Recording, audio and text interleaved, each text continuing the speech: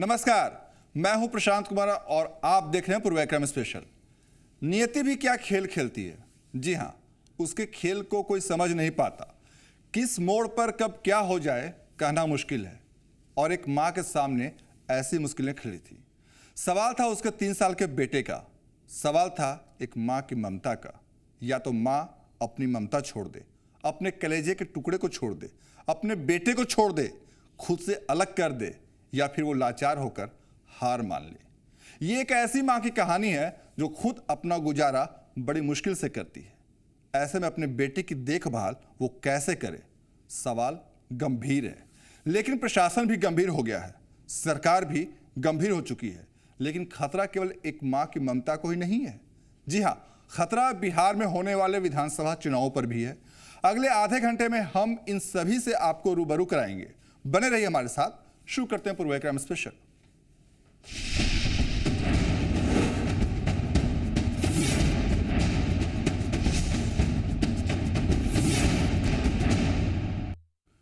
वो अपनी मर्जी से मां नहीं बनी थी, लेकिन अब उसे 3 साल का बच्चा भी है। उसके साथ जबरदस्ती हुई थी, लेकिन अब वो उस बच्चे को पालना चाहती है, पढ़ाना चाहती है। वो खुद अपने आप को नहीं पाल सकती, लेकिन अपने कलेजे के टुकड़े को खुद से जुदा करना भी नहीं चाहती। आखिर क्या है ये मामला, आप खुद देखिए।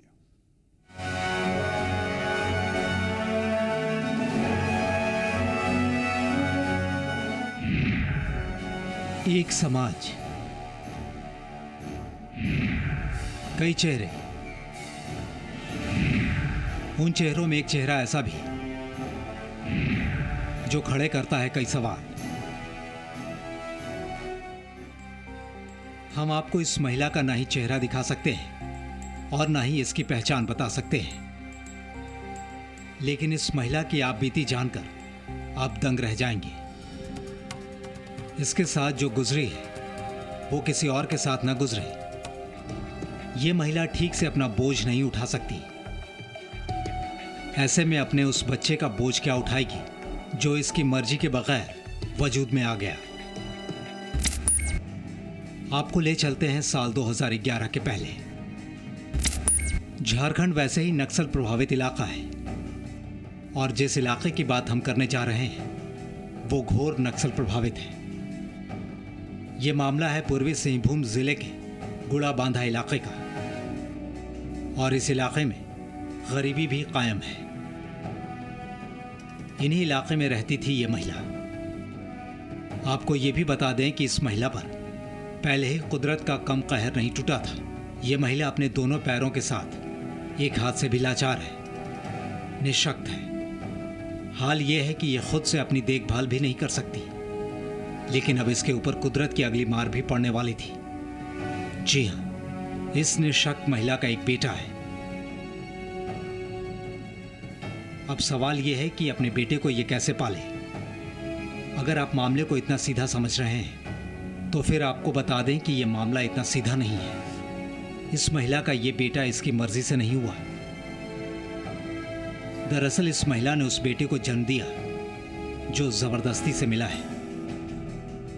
सुनकर आप चौंक जाएंगे, लेकिन ये सच है। जबरदस्ती रेप हुआ था ना। कौन किया था? गुलाज मुंडा। हाँ? गुलाज मुंडा। अच्छा, कब लेके किया था थोड़ा बताइए, कैसे हुआ था? हम तो इतना काली पूजा का दिन में था। हाँ। उस समय उधर से आते समय रसा से उठा के दूसरी तरफ ले गया। तो कौन है काली जोड़े? ना यह गुलाज मुंडा। कौन है वो? जो लेके गया था वो क्या है? गुलाज मुंडा है। गुलाई मुंडा नक्सली? हाँ, क्या है वो? नक्सली है। तो सुना आपने, हम आपको पूरी बात बताते हैं। गुड़ा बांधा का जियान घोर नक्सल प्रभावित इलाका है। 2011 के आसपास उस इलाके में गुलाच मुंडा नाम के एक नक्सली का आतंक छाया हुआ था। उसके नाम से इलाके के लोग दहशत में रहते थे। नक्सली गुलाच इस निःशक्त महिला को बंदूक की नोक पर उठा ले जाता है। इस बात का विरोध ये नहीं कर पाती। नक्सली गुलाच इसके साथ रेप करता है। गुलाच ने एक बार नहीं बल्कि कई बार इसके साथ रेप किया। ये गर्भवती हो जाती है। मामले की जानकारी पुलिस को मिलती है। 22 जुलाई 2011। ये वही तारीख है जब इस दुष्कर्म के खिलाफ गूड़ा बांधा थाने में केस दर्ज कराया जाता है। नक्सली गुलाच मुंडा के खिलाफ बाकायदा रेप का मामला दर्ज होता है। पुलिस पीड़ित महिला को लेकर जमशेदपुर जाती है। जमशेदपुर के एक अस्पताल में महिला ने एक बच्चे को जन्म दिया। तब पुलिस ने सहयोग का आश्वासन दिया था, लेकिन ऐसा हो न सका। महिला को इसके हाल पर ही छोड़ दिया गया। किसी तरह से वक्त गुजरता रहा। बेटा भी 3 साल का हो चुका है, लेकिन मां की उम्मीदें टूटने लगी हैं,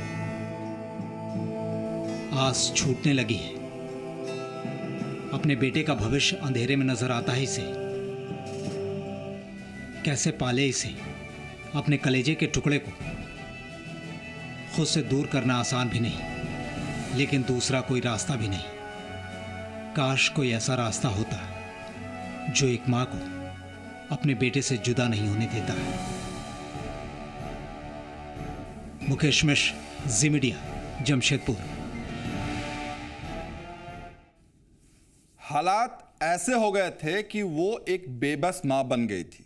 जी हां, बेबस, क्योंकि उस मां से उसकी ममता छीनने वाली थी। उसका बेटा जुदा होने वाला था। गलती किसी और की और उसकी सजा भुगत रही थी एक मां। गुजारे के नाम पर उसे मिलते थे महज 400 रुपये महीने। ऐसे में क्या करे एक बेबस मां। एक बेबस मां।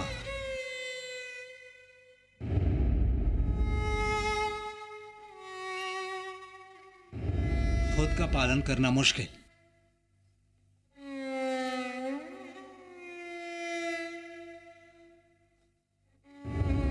अपने बच्चे को कैसे पालेगी?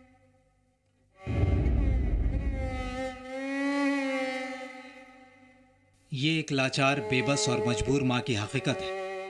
ये खुद को नहीं पाल सकती, तो ऐसे में अपने बेटे को कैसे पालेगी? सवाल जितना गंभीर है, जवाब उतना ही मुश्किल।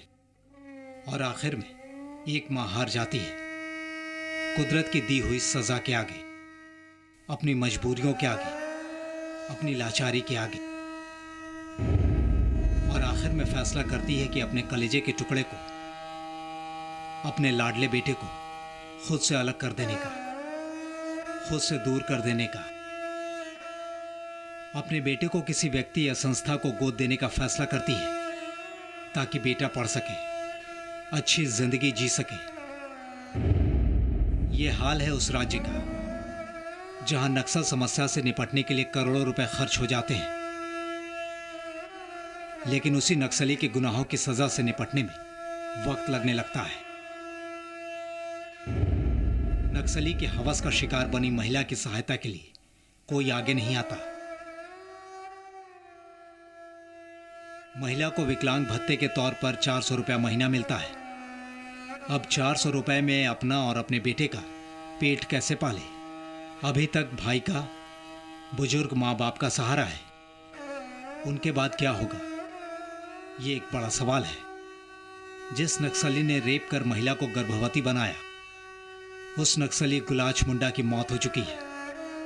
तब तो वादा किया गया था कि पीड़ित महिला को 50,000 रुपए की सहायता दी जाएगी, लेकिन उसके हाथों में सिर्फ 10,000 रुपए ही मिलते हैं। वो रुपए भी तुरंत खत्म हो जाते हैं। ऐसे में सवाल उठता है कि वो करे तो क्या करे, अपने कलेजे के टुकड़े को कैसे जुदा करे। मुकेश मिश्र, जी मीडिया, जमशेदपुर। कहते हैं कि जब सारे रास्ते बंद हो जाते हैं तब एक रास्ता खुला रहता है। इस मामले में भी कुछ ऐसा ही नजर आया। उस मां की मदद के लिए प्रशासन भी सामने आता है और फिर सरकार भी हरकत में नजर आती है। उसके लिए मदद के हाथ बढ़ने लगते हैं, उसकी ममता बचाने के लिए।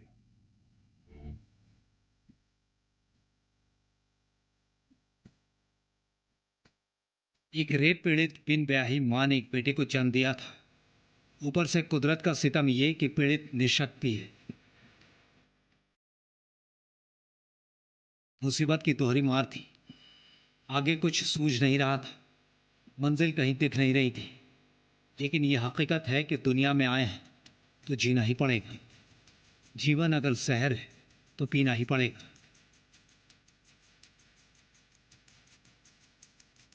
कुछ ऐसा ही इस महिला के साथ भी है। इसके दर्द की दास्तां स्थानीय अखबार में छपी। अखबार में खबर आने के बाद जिला प्रशासन की नींद खुलती है। एक बेबस मां की पीड़ित महिला की खबर लेने जिला प्रशासन और चाइल्ड वेलफेयर सोसाइटी की टीम जियान पहुंचती है।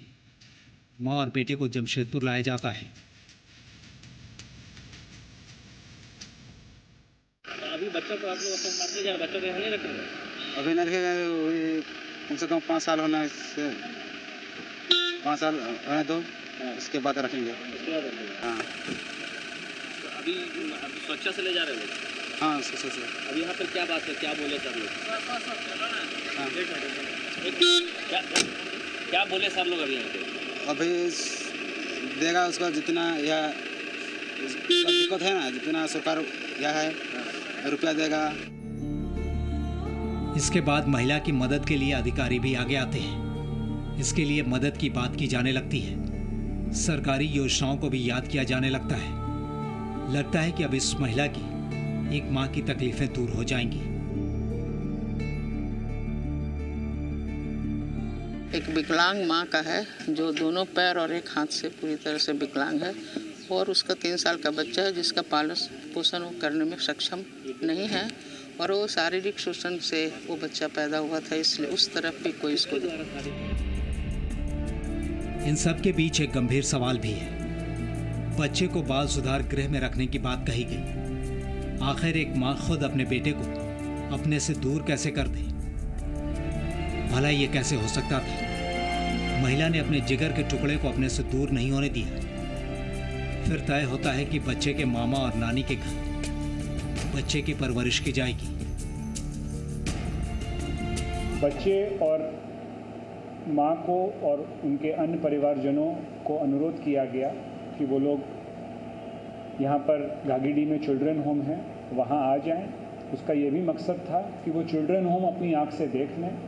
उनके सामने ये भी विकल्प रखा गया कि क्या वो चिल्ड्रन होम में बच्चे को छोड़ना पसंद करेंगे। अगर अपनी आँख से देख लेंगे तो उनको वो ऑप्शन चूज़ करना है या नहीं करना है, उनको आसानी रहेगी। आपस में भी करा और सोचने के बाद उन्होंने अनुरोध किया चाइल्ड वेलफेयर कमेटी से कि बच्चा उन्हीं के पास रहे, और सरकार से, प्रशासन से उनको आर्थिक मदद मिल जाए तो बेहतर होगा।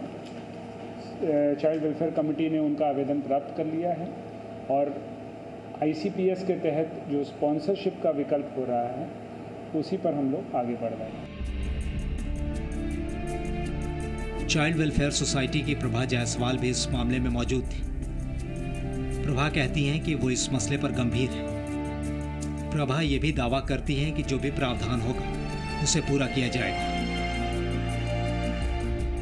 अब हम लोग जो चाइल्ड वेलफेयर कमेटी, हम लोग ये निर्णय लिए हैं कि बच्चे के पालन पोषण के लिए सरकार के यहाँ जो प्रावधान है स्पॉन्सरशिप का, इस बच्चे को दिया जाए, और साथ साथ माँ को भी जो भी प्रावधान है उस सब प्रावधान में उसको जितनी सहायता है योजनाओं का, स्कीम का, उसको मिले। और उसका मामा, उसके नानी आए थे, उन लोगों ने भी इन बच्चों को रखने का, संरक्षण देने का दायित्व लिया है।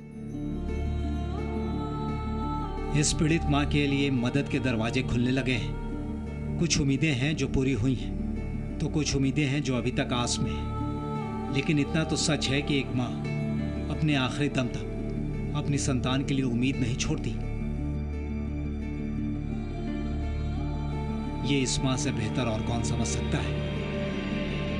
या इस हकीकत के अलावा कहीं और समझा जा सकता है? मुकेश कुमार मिश्र, जी मीडिया, जमशेदपुर।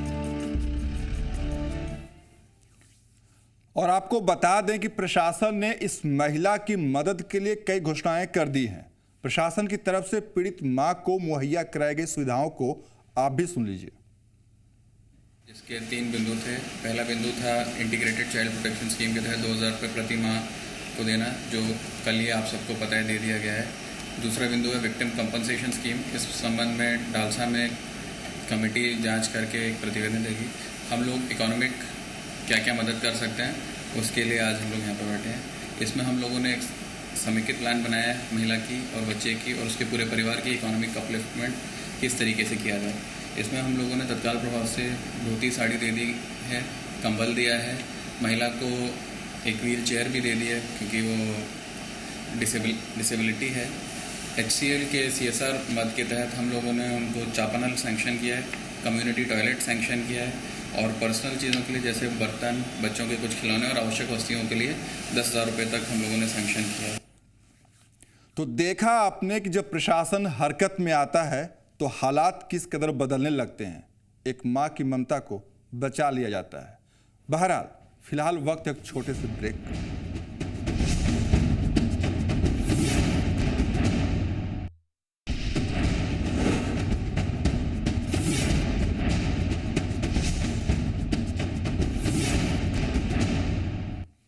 ब्रेक के बाद आपका स्वागत है।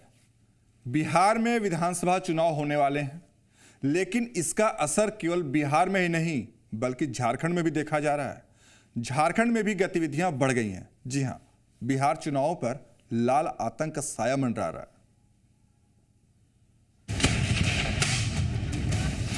बिहार चुनाव पर नक्सलियों की नजर। नक्सलियों के निशाने पर बिहार चुनाव।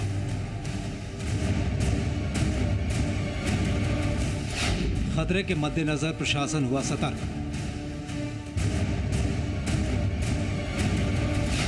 झारखंड के नक्सली संगठनों से भी खतरा।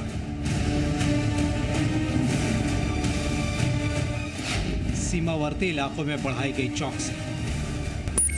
बिहार में विधानसभा चुनाव होने वाले हैं। तारीखों की घोषणा भले ही बाकी हो, लेकिन लोग अपने अपने काम में जुट चुके हैं। राजनीतिक दलों के साथ साथ प्रशासन भी तैयारियों में जुटा हुआ है, लेकिन इस चुनाव की तैयारी बिहार की सीमा के बाहर भी की जा रही है। ये सुनकर आप चौंक जरूर गए होंगे, लेकिन ये हकीकत है। बिहार से सटे झारखंड के 450 किलोमीटर का इलाका चुनाव के दौरान पुलिस के लिए सिरदर्द बन जाता है।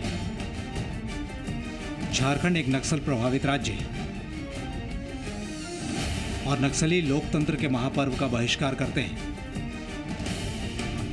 वो चुनाव का विरोध करते हैं, लिहाजा चुनावी हिंसा में नक्सलियों का भी हाथ होता है। खास बात यह कि बिहार चुनाव पर पूरे देश की नजर है। ऐसे में नक्सली इस चुनाव के दौरान अपनी मौजूदगी दर्ज कराने की पूरी कोशिश करेंगे। ये ज़रूर है और आपका कहना भी सही है कि जो हमारे सबसे संवेदनशील इलाकों में बिहार का जो 450 किलोमीटर का बॉर्डर है वो माना जाता है। उस 450 में लगभग 200 किलोमीटर का हमारा जो बॉर्डर है बिहार से जो बॉर्डर है वो ऐसे संवेदनशील जिलों में है दोनों तरफ, जो कि नक्सल प्रभावित बुरी तरह से हैं। एक तरह से कहा जाए तो घोर नक्सल प्रभावित कैटेगरी में आते हैं। नक्सली अक्सर सीमावर्ती इलाकों को अपना ठिकाना चुनते हैं। किसी भी वारदात को अंजाम देने के बाद नक्सली दूसरे इलाके की सीमा में चले जाते हैं। इससे उन्हें सुरक्षा कर्मियों से बचने में सहूलियत होती है। नक्सलियों की इस रणनीति के मद्देनजर झारखंड के सीमावर्ती इलाके उनके लिए मुफीद बैठते हैं। पलामू, गढ़वा, चतरा, गिरिडीह, कोडरमा झारखंड के वो जिले हैं जो बिहार के औरंगाबाद, गया, जमुई और नवादा जिले से मिलते हैं। इनके बॉर्डर आपस में जुड़े हैं।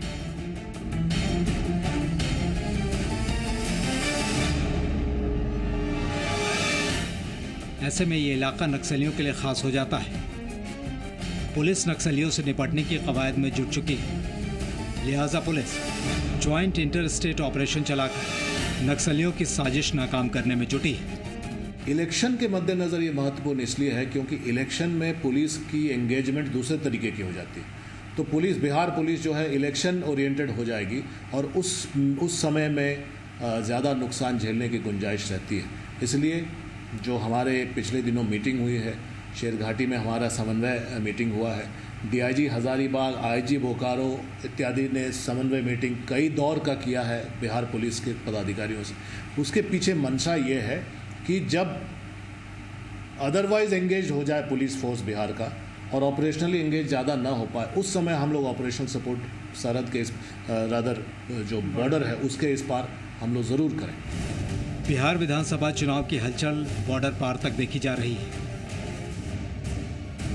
उधर झारखंड में लगातार बरामद हो रहे विस्फोटक भी खतरे का संकेत है। इन विस्फोटकों का कनेक्शन कहीं बिहार विधानसभा चुनाव से तो नहीं? सवाल गंभीर है।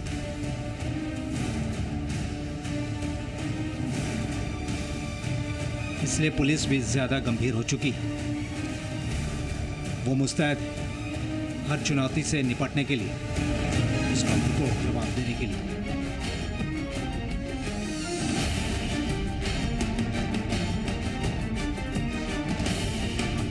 सनी शारद, जी मीडिया, रांची।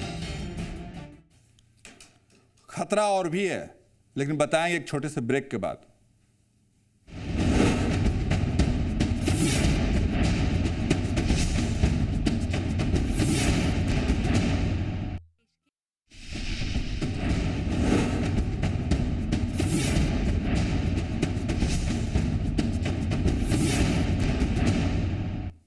ब्रेक के बाद आपका स्वागत है। दरअसल खतरा केवल बिहार के चुनाव पर ही नहीं है, बल्कि राजधानी पटना में भी है। जी हां, पटना जंक्शन को उड़ाने की धमकी दी गई है। इस धमकी के बाद स्टेशन परिसर की सुरक्षा व्यवस्था बढ़ा दी गई है। बचा सकते हो तो बचा लो। पटना जंक्शन को उड़ाने की धमकी। खतरे में पटना जंक्शन।